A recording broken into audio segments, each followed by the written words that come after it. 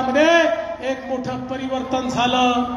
आज आपण पाहतोय मोदीजींच्या नेतृत्वात इतक्या मोठ्या प्रमाणात देश बदलतोय आणि मराठवाडा तर आज खऱ्या अर्थानं परिवर्तनाच्या वाटेवर उभा आहे। आमचा संकल्प आहे मराठवाड्याच्या या पिढीने दुष्काळ पाहिला, पण मराठवाड्याच्या पुढच्या पिढीला दुष्काळ पाहू देणार नाही। दुष्काळ मुक्त मराठवाड्याकडे आता वाटचाल चालू झाली आहे।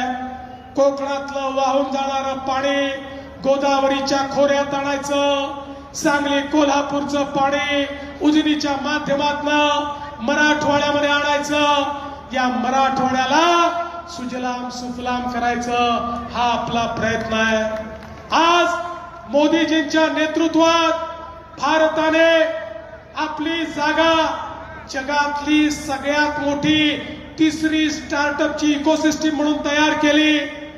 आज भारतामध्ये स्टार्टअपच्या माध्यमातून आमची तरुणाई ज्या प्रकारे काम करते आहे, जगाच्या पाठीवर सर्वात जास्त अनुसंधान आणि इनोव्हेशन आमची तरुणाई या भारतामध्ये करते आहे।